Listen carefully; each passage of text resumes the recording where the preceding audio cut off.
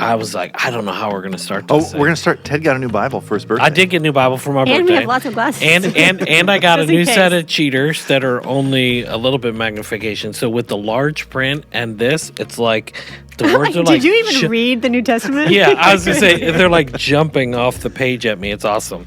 Very grateful to my wife and daughters for hooking me up with this bad boy. So it's so good. It's beautiful too. Yeah, it was funny. I was talking to somebody else, like, dude, I actually just got one of those too. It's like we're getting old, so Yep. that's the way it goes. I don't know. Maybe you guys just aren't old enough yet, or No, you, man, you already wear the glasses. I do that already are wear the prescribed glasses, to yeah. you that you're supposed to have. But I mean, I'm prepared. I have this Bible in 3 font sizes. Really, I do, because they make it in 3 different sizes. So, and all the page numbers are the same, and the layout is all identical. And so, as I just know, you like age, that's as it. I age, I will know the layout. That was This so will just be it. smart. Yeah, that was a hefty investment, but smart. Indeed. Very forward. It's very thinking. Lance. I like to know where things are on the page. Yeah. No, that's good. I had to get Me, used I don't to even have my Bible here. Yeah. and then there's Rachel. Well, Any Bible will do. I was telling you, right. I had to get used to even just reading this one with the 2 columns as opposed to 1 wide column. So it's a little bit different. And like I said, it's a new Bible, and it's hard to break it in when you're only reading Genesis because it's like the first. It's like I know every time I start to like open my Bible to read in the morning, I like flip to the middle, and then I'm like, no, we're back in the very front. Yeah.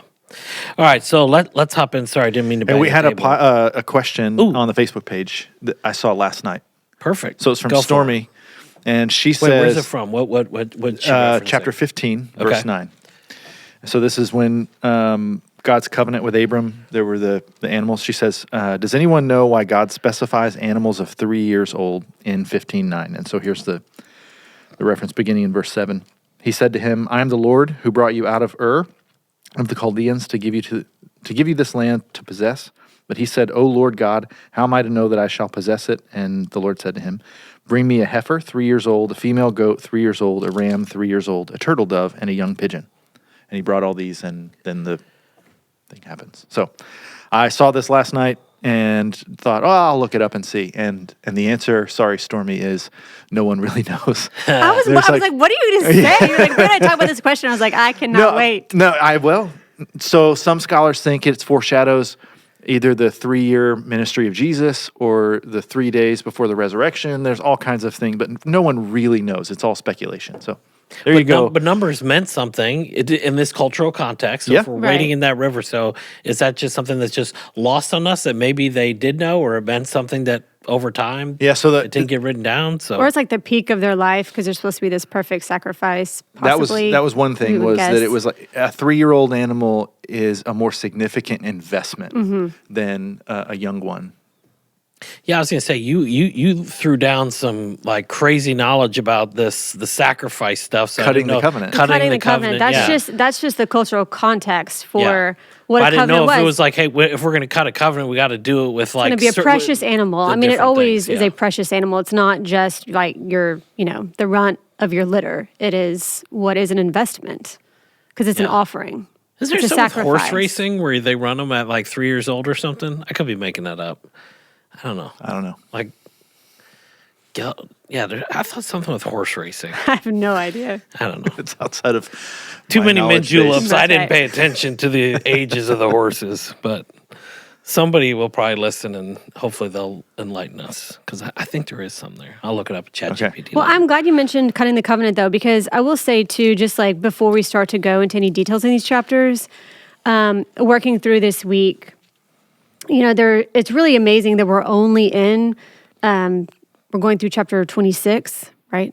Yep. And you see so much of the foreshadowing of Jesus. Oh, yeah. I mean, maybe it's the animals, but we know already in Genesis 3 with the promise of this seed that's going to overcome evil. We've seen it in the covenant. I'm going to bless all nations through you. We see it in Isaac in this story that we're going to come to, but it's over and over. The cutting of the covenant and Melchizedek. And we're not making that up. That's in the New Testament. Jesus opens up his Bible. He says, everything is really about me. And then the New Testament authors show us what that looks like. But I mean, it's so much so soon. That's why we say this is really a story that leads to Jesus. Yeah. And that's what I was going to say. We'll get to it later. Let's start in 20, Okay. which is kind of like, it was a weird place to pick back up because you're like, wait, didn't we just like address this with you? Abraham, like, what the heck, dude? Yeah. We don't need to be going to places and then lying about who your wife is or isn't. Stop giving your wife away to protect yourself. So, I mean, I guess, again, the cultural context, I mean, that was a thing, the brutality of the place. They would just take people's Sure. wives. And they or would kill you women. for Yeah, your kill wife. What I've always found interesting, because you read the story and Abraham and Sarah are old, beyond the years of normal childbearing age, and it seems wild that at 90 and 100 or near 100 they would have a child. However, you read this story, and if she's an old lady and she's beautiful enough to be killed for, for me, something in the numbers and the ages, it's like, okay, I can't fully understand what's going on here. She has been barren and is beyond normal childbearing years, but maybe she's not 80 years old. I don't know. Yeah. It's interesting for me to think, though, about This is one of the an elderly instances couple where, rolling in, and you're like, is he really scared for his are they life? going to really kill me for my wife? Yeah. She's 80 or 90. Yeah, and there's some Roll. debate about, like, is this chronological or not? I don't know, but it still just makes me think and ask questions that I can't ever get answers to. Yeah. I think what was interesting here, too, is halfway through this, like in verse 7, do you like how I can, like, look down from here and I can See the see verse verses. 7? Yeah. Where I guess that's Abimelech. No, is this God talking? God said to him in a dream. You will surely yeah, die. Yeah. Well, but he also says, for he is a prophet, so that he will pray for you and that you shall live. So this idea of, we think of like all these like pious like people, like God's going to use people at their best. Like here's a perfect example again of like Abraham, who had this huge covenant, who's like messing up, like lying about his wife, putting himself in like a situation where he's potentially going to like, ruin the covenant that God has made with him. And yet it's like, no, man, I'm still going to use you. This guy, he's going to pray for you. You're going to live. It's God's faithfulness to the covenant, which is you are my people and you're going to bless all the nations, despite the Yeah. unfaithfulness of the people. Always. Yeah. If there's a theme in Genesis, that is certainly it. Yeah. So There's also all these, I think that because there's so many details in these stories, it's sometimes easier to think in terms of themes. And you can just sort of see echoes. We've said in Genesis 1, we see the pattern. And then in 3, we see the fall. But you sort of see these stories over and over. Like you said, we just did this. We're gonna do it again before we even finish the podcast. yeah.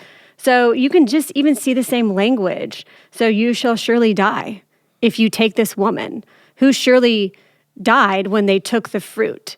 So you're supposed to be thinking like it's the same story that happens in Genesis 3 over and over again. God blesses the humans, and then they try to take blessing on their own, and then there's all these repercussions, and then God saves, and then He blesses again. Sort of a cycle that Yeah. we'll see. Yeah. He also is supposed to be blessing the nations, but he's deceiving the nations. But whenever he is faithful, whenever God intervenes, and he does end up blessing the nations. So God opens up Sarah's womb and also all the wombs of the nations too. So everyone is blessed through the faithfulness of God. Yeah. That's why I'd underlined that last little bit at the end of 20 there, where Abraham had prayed, God healed Abimelech and also healed his wife and the female slaves so that they bore children. Then he's like living into who he's supposed to be. Yeah. This prophet, priest, representative. Okay, so then it jumps to the birth of Isaac. So this is like, hey, Sarah's going to get pregnant, and Finally, she's pregnant. it's the seed. It's the promise. Yeah. But then immediately again, it's like the same. This is another one of those like all these like weird like repeat things, right? Because or is this a retelling of what we already read before? No, this is again. because she left and then came back, and then now she's like, Talking about Hagar? yeah, Hagar. Yes, Hagar. That Sarah like sends her out again once Isaac's born. It's like, hey, like get kind of like get out of here again. Yeah. The first time was when she became pregnant That's with right. Ishmael. That's right. And the relationship between Sarah and Hagar was contentious. And now all these years later, it's It's still contentious. Yeah. At least for Lots of rivalry. And then it's weird because it reads as the same thing. It's like she goes out into the wilderness and there's like a well and in Yes, the story, it's and all- then God's speaking to her again, like saving and God hearing the cries or hearing the voice. It echoes that story. It echoes Genesis 2. There's no water in the wilderness, and then there's water. And she puts the son underneath the bush, which is the same word for a tree that's used in Genesis 2. So it's just like he's creating this little Eden for Hagar in the middle of her suffering. And so it's another story of God providing and blessing even in the midst of the rebellion. Yeah. So I want to kind of hop through some of the stuff. So you're going to have to stop me if they're saying this felt like a little bit weird, I guess, the whole like the treaty with Abimelech, but it's about like these wells and maybe there's some significance. I don't know. It's just like, okay. Well, I think let me just because because there's so many stories, and so I think it's Okay. easier to parallel them. Like even just thinking through how the story with Hagar and Ishmael in the wilderness is going to parallel the story of Abraham and Isaac. Yeah. So because of their sin, because of how they harmed this stranger in their land, that they were supposed to be protecting, he is sent away to his death. I mean, they're gone into the wilderness and like with one flask of water or something, that's a death sentence. And then if you look at the wording, if you just go back even after the podcast and reread her story and then reread Abraham's story with Isaac, there's parallel language and even like how the story goes. It's very much the same. They wake up early, they have this, they go, they look at their child from far away, and then God hears them, and then the angel of the Lord provides a way out of death. So it's a parallel story with both of these sons. Which is something I want to talk about maybe it was in And the to your next point chapter. about the stuff with Abimelech, again, remember the audience are the people of Israel after they've left Egypt and they're sojourning through this land. And some of this gives context for the people the descendants that they're encountering now. Yeah. Even we'll see that with Jacob and Esau. Esau's Yeah. descendants become the Edomites, which means nothing to us right now, but later will. Yeah. Okay, what do we finish off? I had a question, or just was wondering, like, he planted a tamarisk tree in Beersheba and called on the name of the Lord, the everlasting God. I mean, is there something significant, I guess, back then about, like, planting trees, or Yes. it was just a random thing, like, hey, this well's mine, I dug it, I'm going to plant a tree here? Trees biblically are they're associated with the Garden of Eden Okay. and the tree of life in the presence of God. And so you can notice in all these stories that very often whenever any of the chosen people are with God in the presence of God, it will be near a tree or something with wood. And so it's supposed to take you back to the presence of God. Oh, that's kind of cool. All right, well, this next one's a big one, which we were talking about earlier, chapter 22, which right off the bat, as I was reading it, it says, here I am, he said, take your son, your only son, Isaac. I'm like, wait, your only son? I mean, and I guess maybe at the time Ishmael wasn't there, but to say your only son, just because someone's not there doesn't make him not your son. And so I don't know if that was just a stylistic thing or if that was like intentional, because they definitely reference in multiple other places leading up to this that, Ishmael. And he loved Ishmael yeah. too. I mean, he's very Yeah. sad. He was like, Ishmael, here, bless Ishmael. And he was sad whenever he sent him away. I mean, it's definitely his son too. Yeah. But when he said, take your son, your only son, Isaac is like, well, wait, like which one? I know he says Isaac, but I don't know. Does that seem weird to you guys at all? Or you're like, no, because this is the story. Well, no, again, he sent him away to his death, basically, out into the wilderness. Go away, and whatever happens, happens. And at least when you send two people out into the desert with one flask of water. Sometime he could have thought maybe it Yeah. He could was. have, maybe not. Maybe he Yeah. sent people to find out what happened. But one of the things that you see that we've already seen is going to continue to repeat is God's choosing of the least likely one. So culturally speaking, the firstborn Yeah, the older was a person who had more significance than anyone else. And again and again and again, the Lord chooses not the firstborn, not the one you would expect.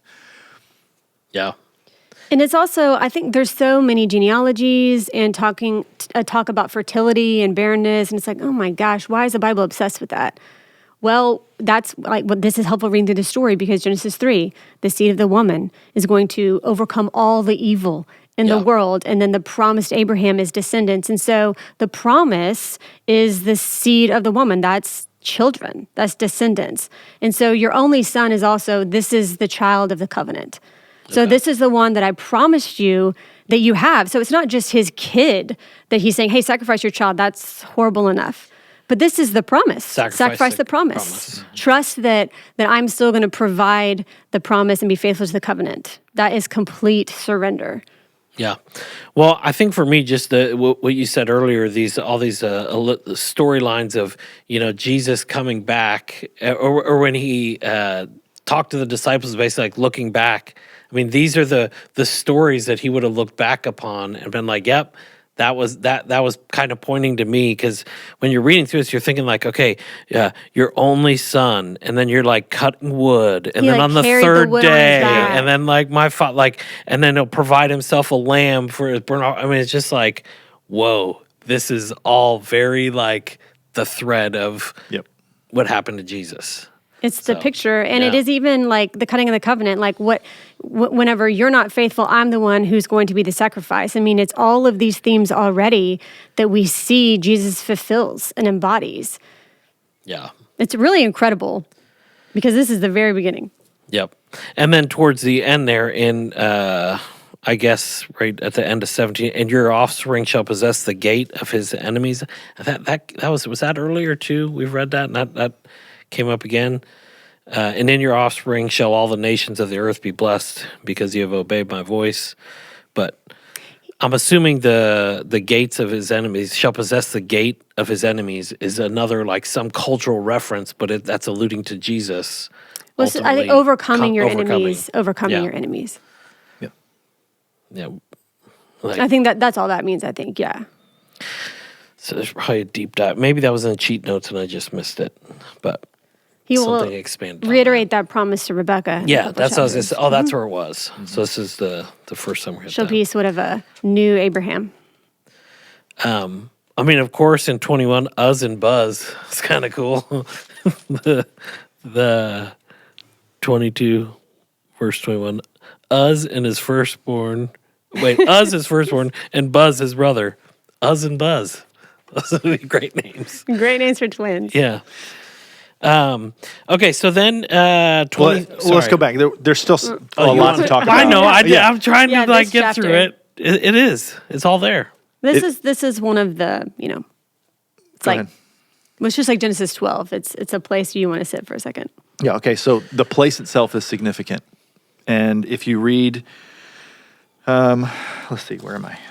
In verse 14. So Abraham called the name of that place, the Lord will provide. As it is said to this day, on the mount of the Lord it shall be provided. You probably have a little footnote there that says it can also be translated, the Lord will see. So Abraham called the name of this place, the Lord will see. As it is said to this day, on the mount of the Lord, he will be seen. All right, this mountain matters.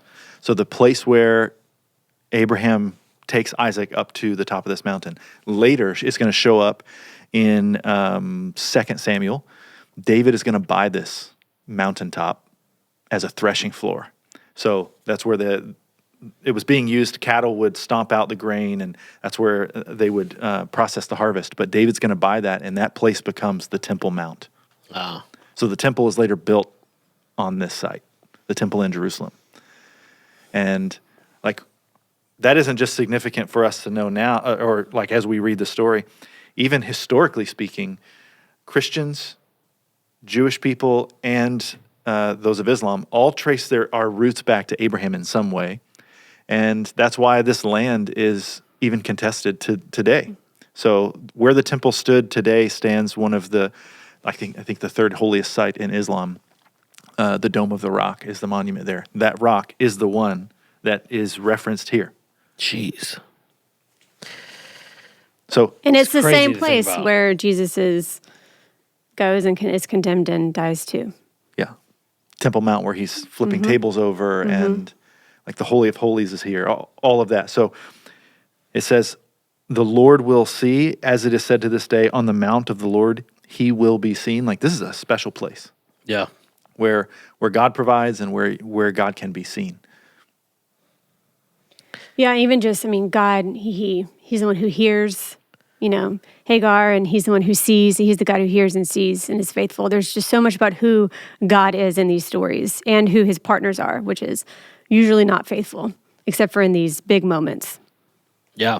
And the idea that he provides himself the lamb for the burnt offering, or so like he provides the way, he provides he's provided the offering to ultimately, what we read about at the end. Yep. So, The substitute lamb, yeah. right there. Again, where Jesus is probably going back, telling us, like, see, that this is referring to me. Right. And then one other thing that has always stood out to me is even before that in the story, back in verse 5, Abraham said to his young men, "Stay here with the donkey. I and the boy will go over there and worship, and will come again to you." So there are different words for worship in the Hebrew language, different words that translate into our English word worship. And the one here meaning is a type of worship that at first glance doesn't make sense. It's a deep faith. So when you read later in the New Testament about Abraham having faith that was counted to him as righteousness, as a right relationship with God, it's this type of behavior. It's like we think of God testing us, and maybe people have different ideas of God's purpose in that. I heard something years ago. Think of a test as an opportunity, not as like, are you going to pass or fail? But instead of that, this is an opportunity to be faithful, opportunity to show your devotion and allegiance to God. And that's exactly what Abraham does here. Even though he has dropped the ball a lot of times and tried to give his wife away a couple of times, and he will fail again, but in important moments, Yeah. he shows that he's faithful. And again, it's always this faith that leads to obedience. I mean, just to connect it to what we've been talking about for a year now, it's faith that leads to obedience. It's always this active surrender to God and faith that his promises are true and that life under him is life with blessing. Are you guys cool if we move Okay, on? we're cool if we move on. All right. I'm not trying to rush, but so I thought this next thing was kind of a weird. It felt not out of place, but out of place in the sense that like it talks about her death, but then later on in 25 or 26, when it's like, oh, then she actually died, or she died again. I forget where that was, but anyway, so I'm assuming there's significance here with the Hittites, and that maybe this was ultimately the place where Abraham ends up being buried too. Yes. So like that's maybe why it's here, or Yeah, it's again, important for this. yeah, it'll make more sense when we read the end of Genesis. Okay. But it is just this repercussion of Genesis 3, and also this this reiteration of the hope. So she dies. This is the consequence of the first sin. But there's also this hope. This is the first time he possesses land, which is a part of his promise. It will say, all this negotiation, but he possessed this land, and this is where they die. This is where they're going to be gathered to their people. So they're going to be with God in some sense. I mean, there's their death and the hope right here in this little section. So after this, there's no more sojourning. He's not traveling around. He's not in. Like as much when of they a do, nomad? there's problems, as Yeah. we'll see. Anytime they leave the land, there's going to be problems. But this is sort of the beginning of like, you are going to possess all, it's all going to be yours.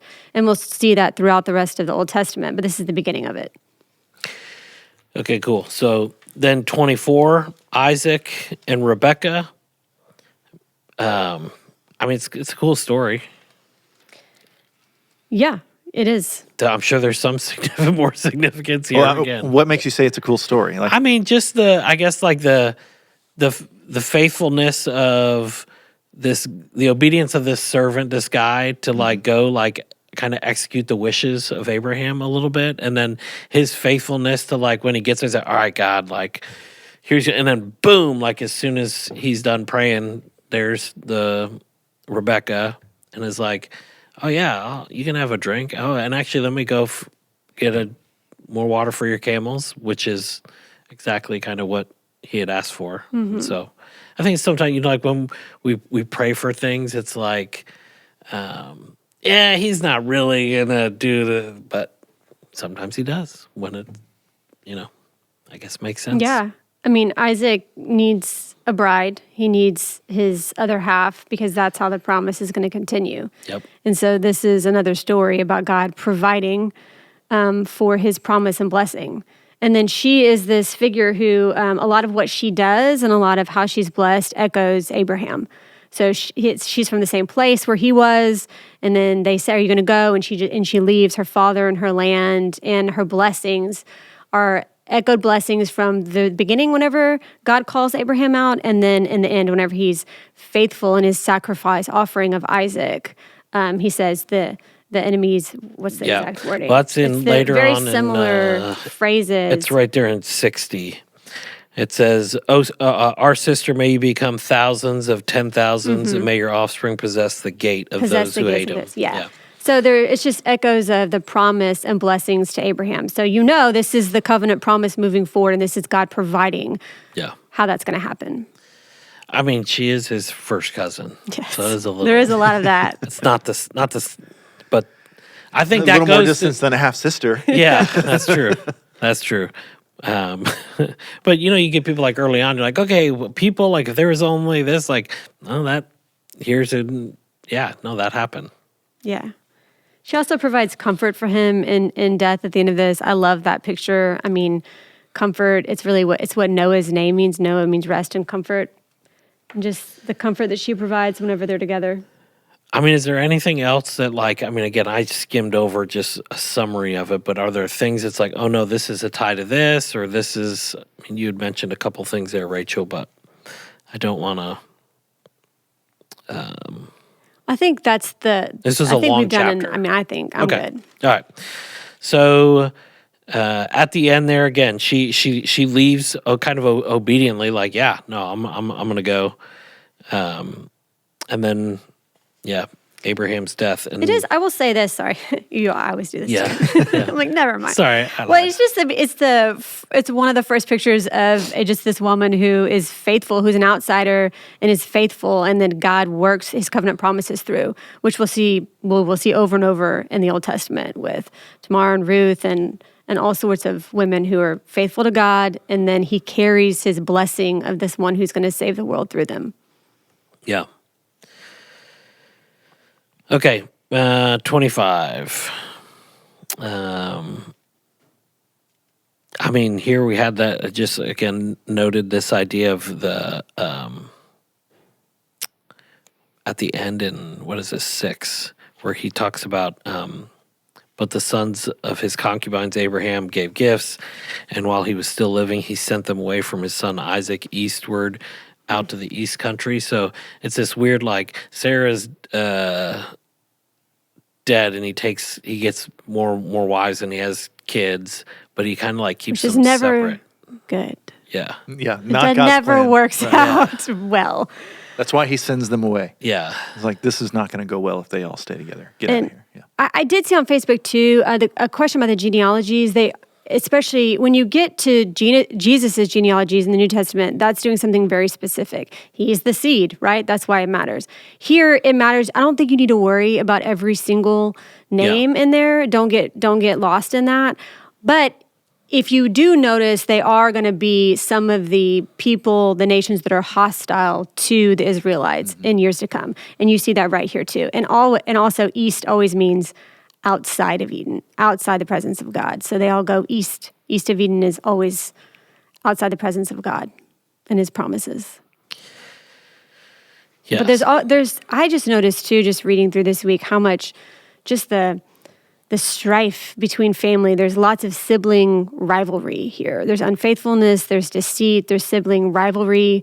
And I think it just gives so much depth and beauty to in the New Testament when we're all once more the family of God. All nations worshiping together, the family of God. I mean, there's so much strife even within the family already. And so the reconciliation is between us and God, but it's between us and the family of humanity, all the nations together. Yeah. All the nations, all the people. Because it's so sad. I mean, this is a real family, and it's just division, division, division. I mean, we're about to read the most classic story of that division. Yep. What's always good for me about reading through this part of Genesis is not just that it reminds me of God's character, but it reminds me of human nature. Oh, yes. Page after page, like the human heart turns in on itself, wants what it wants and takes. And I mean, we just see that pattern here, and we fight with one another, and it's been that way from the beginning. Yes, all the cycles of stories. I mean, I kept thinking, there's like the classic, there's no new story, there's nothing new under the sun. I mean, it's true. I mean, even when you're like, come on, Jacob, this guy's the worst. And you're like, well, sometimes I'm the worst too. We deceive, we distrust God, we're not faithful, we're jealous, we have rivalries. I mean, we do all the same things that these people of God did. But he's faithful. Mm-hmm. Yeah.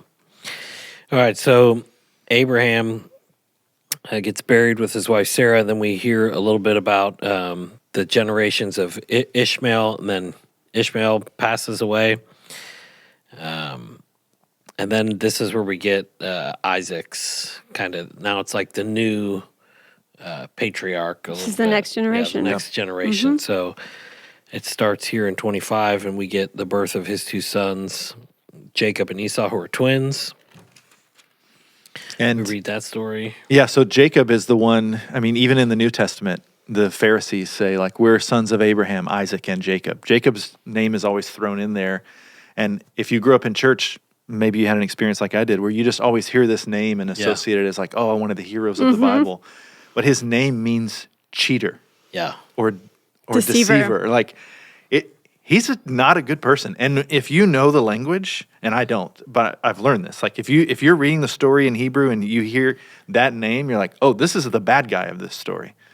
Not right on our way on the other side of it, looking back and say, this is a hero of the faith. No. You're clued in just by his name. This is a bad guy. The younger brother, the unlikely one, the kind of cheater. But yet the one God will work through. Yeah.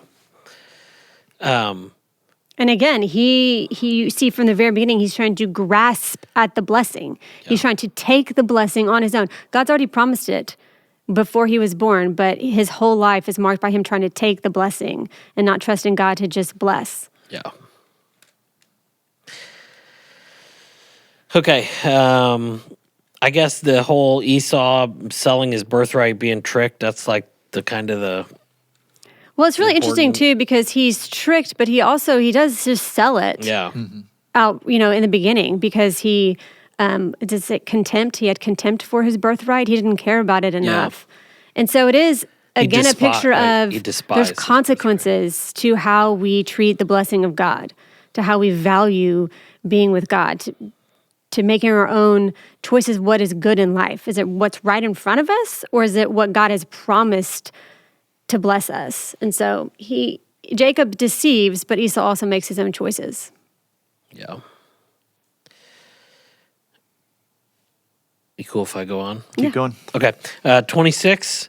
This is this was weird to me. It says God's promise to Isaac, almost like, isn't it the same? It's the same promise to Abraham, but they're just couching it again, like, "Hey, no, you're his descendant, or you're his son," and so it kind of passes on to you. Or it's like he's reminding him, like, "Hey, listen," because it's a lot of the same language again. He's like telling the God, saying to him, "Hey, dude, I'm going to be with you. I'll bless you.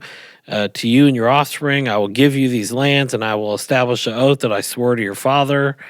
I'll multiply your offspring, stars in the heaven will give your offspring all these lands, and in your offspring, all the nations of the earth will be blessed." I mean, it's the same promise, but new person. New person. So Yahweh and Abraham had this agreement, had this covenant, but we don't know, is Isaac going to continue to walk in this covenant, even though we know God will always hold up his end of the deal. What is Isaac's deal with it? And he hasn't before this displayed any devotion to the Lord. Wow. Well, that we see. That's right, Yeah. in the story. In the story. Just again, just like noting sort of themes as we go through. 26:5 says, because Abraham obeyed my voice and kept my charge, my commands, my statutes, my laws. Just there's also this theme of whose voice are you going to listen to? I mean, Eve listened to the voice of the snake, and then Adam listened to the voice of his wife, and then Abraham listened to the voice of Sarah and sent Hagar away. And he's saying, listen to my voice. Listen to my voice and obey my commands. And that's what it looks like to be blessed. Yep. And so he's like, oh, okay, cool, probably. Yeah, let's do this. And then right away, it's like, dude, you were around when your dad did this. Like, what the heck? Same king. You probably heard these same stories. Maybe that's where he learned it from. But same guy trying to do the same thing. Well, it's not the same. I mean, same name, yeah, but probably not the same. Okay, different Abimelech. guy. Yeah. All right. But it's the same story. Yeah, And it's the it is same name for a story, reason. right, Yeah. yes. Yeah. So here he is now. The son is trying to say, "Oh, my wife Rebecca. Oh no, she's my sister. Don't kill me." And Yep. God, again, he protects both, I'm saying the nations because that's just an easy way to think about this. Yeah. Those who aren't a part of God's chosen people. He protects him, and he also protects his covenant people. Yep. And so this guy's like, or maybe they knew the story too. It's like, oh man, whoever it is, if it's not the same guy. Like, oh, they were tricked once by these people. Never again. Yeah. So, And you see that this king, whenever he realizes who he is, and he wants to honor God, right? So he wants to be in a covenant, again, just like with Abraham, he wants to be in a covenant with Isaac because he sees that you're blessed. You are with God, who's really God. And so I want to be in a covenant with you. I want to have peace with you. So it's this idea of if you're the chosen people, if you're blessed by God, you're blessed so that you can bless others. You are blessed so that you can bless the nations and bless all those who are around you. And so that's why God says, whoever blesses you, I will bless. So to be in a covenant, to be in relationship with God's people is to be under God's presence and provision too. And this is, sometimes it doesn't work out whenever there's deception and unfaithfulness, and this is a picture of it working out in the end. yeah, I'm trying to figure out how to end this because it was a little bit of a weird spot in the story. But, I mean, here he is. You can end with, you got something? No. I was going to say in verse 34, Esau was 40 years old. He took Judith, the daughter of Beeri, the Hittite, to be his wife, and Basemath, the daughter of Elon, the Hittite, and they made life bitter for Isaac and Rebekah. That just sets up Yeah. what the people of Israel are experiencing at the time from their surroundings. Well, he took 2 wives. He did. He took 2 wives, and he took them from the Hittites, which you're going to see Isaac is going to get a wife back from his family line. We're going to read about that. I'm sorry, Jacob will. Jacob. Just as Isaac did. But Esau, not interested in God's covenant, God's promise, any of that. He's just going to go do his own thing and frustrate his family. I feel like this is like a weird cliffhanger more so this episode, talking to us in the story. But We it's stopped also reading. just, we're like, oh, we've read all of these stories before. And so it's good to not read, the story of Abraham and Isaac in isolation, because right before that, we see the story of Hagar and his other son. All of these stories are cyclical and they're parallel, and they're all reminders of God's promise and his invitation to partner with him in his promises. And it's our unfaithfulness, but his faithfulness throughout everything. You see it over and over and over. Yeah. So it's a cliffhanger because it keeps happening. Yeah. And to how God works in spite of people. Absolutely. Well, thank you for listening to the Bible Reading Recap Podcast.